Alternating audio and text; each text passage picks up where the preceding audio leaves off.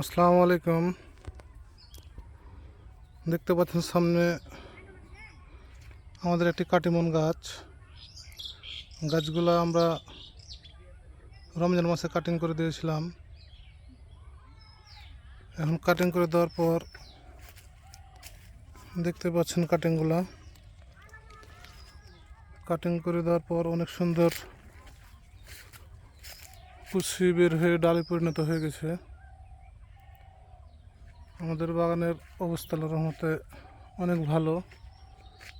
কিছু কিছু ডগাতে মুকুল আসা শুরু করেছে, যদিও এগুলা ম্যাচিউর ডগা হয়তো আগে ছিল, যার কারণে মুকুল চলে এসেছে।